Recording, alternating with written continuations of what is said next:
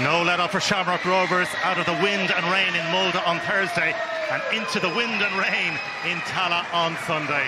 Well, Shelbourne were involved in a thrilling goal fest on Monday.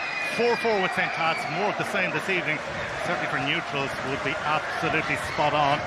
Shells would be forgiven if minds had started to drift towards next Sunday and the Cup semi-final meeting with Waterford at the RSC. But before that, there's a small matter of trying to throw a spanner in the works of Shamrock Rovers as they bid to maintain their push for 3 league titles in succession.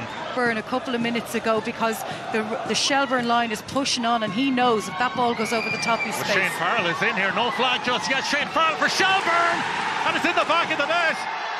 Well, he looks suspiciously offside, but it's Shelbourne who break the deadlock at Tala Stadium. Damien Duffside leads, Shane Farrell the scorer.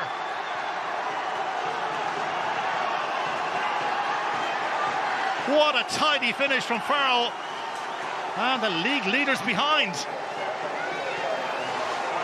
Yeah, and you can see the first header, it's not really dealt with, he's just crept in behind. I think it's Dan Cleary he's got in behind, and he's looking across at the line for the flag. He doesn't get it, and Shane Farrell just focuses on the ball, the 1v1 against Alan Manus, and calmly puts the ball into the back of the net. His 5th goal in all competitions this season. Shane Farrell, the 22-year-old, makes no mistake. No clean sheet tonight for Alan Manus. He's had a few test runs on the breeze. Hangs this one up. Clark Company hasn't got there. And Shamrock Rovers equalize. Dan Cleary, Johnny on the spot. Devilish ball in. And it's headed into the back of the net. And in the 27th minute, Cleary equalizes for Shamrock Rovers. And Stephen Bradley's side draw level. Shamrock Rovers 1, Shelbourne 1. Yeah, absolutely sublime delivery from Jack Byrne, just drops at the back post. It's a horrible, horrible ball for a defender to try and defend. It's swirling in, it's always in the attacker's favour. Brendan Clark gets caught, no man's land, and it's a great header. All he's got to do there is just make a little bit of contact. Might take a deflection en route in. Like I say, that's an attacker's ball all day. Very, very difficult to defend. And wayward. Clark trying to get time to send it forward. Missed out in the air by Gary O'Neill. Sean Boyd holds it up here. Still Sean Boyd, battling really hard. Sean Boyd. Here's Lunny. Matty Smith. The Shells hit a second before the half-time break. It's Farrell. Oh, they have! Shelbourne lead by 2 goals to 1. And it's Shane Farrell on the double. Super technique. It's Shamrock Rovers 1, Shelbourne 2. Hats off to Shane Farrell. What a majestic goal. And Shamrock Rovers behind again. Oh, listen, that's an absolutely fantastic goal. Look at this ball here from Mark Coyle. He just whips it in, and Shane Farrell just gets in front, and it's a great finish. But I have to say, I think Sean Boyd in the build-up to that goal did really, really well to hold up the ball and make sure and keep it alive, because he was under a lot of pressure from Dan Cleary just to get the ball and find that opportunity to get the ball out to Mark Boyd. But what a ball in.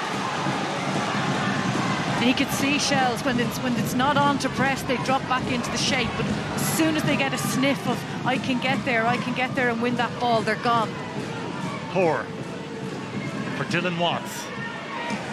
Perugia free on Shamrock Rovers' right-hand side, and he delivers the cross into a very dangerous area, and it's turned in. It's Cleary again.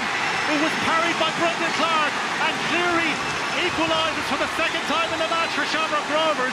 It's 2-2. Can they go on and win it now? Well, you can't say it hasn't been coming.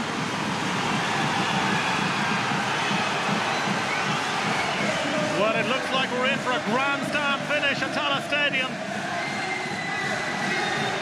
See, the ball goes out from Watts. Ball's whipped in. Aaron Green gets it. You know, he doesn't even get that much on it. He just steers it on goal, and Brendan Clark will have to be disappointed with his handling there.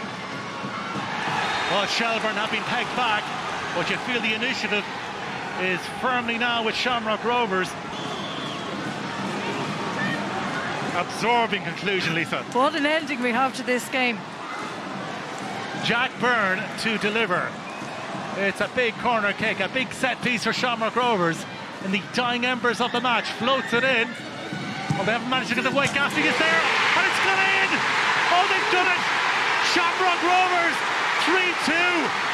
Rory Gaffney at the back post, and they lead. Remarkable.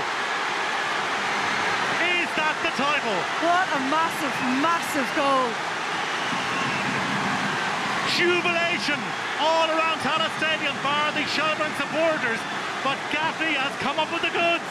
That's absolutely heartbreaking for Shelbourne, but that's what champions do. That's why Shamrock Rovers are top of the table. That's why they're doing so well, and to be able to score late winners, and they do it. It's a trademark of this team. We've seen them do it so many times before. Well, twice they came from behind in the match to level, and it looks like they surely have won it now. Gaffney with the volley. 3-2 Shamrock Rovers. Well, they just couldn't keep it out, Shelbourne. All their hard work comes undone. Shamrock Rovers, they kept going to the well, and they got their reward. They did, and that's what they do. They'll always have that belief. They always know that they have that capacity to get late goals. And they have. And it's a late goal, a late winner that has won it for Shamrock Rovers. They move 5 points clear at the top of the table. Rory Gaffney, the hero of the hour, after they twice came from behind, thanks to goals from Dan Cleary. Shells rocks. Shamrock Rovers have won it right at the death. Enthralling stuff in the wind and howling rain at Tallaght Stadium.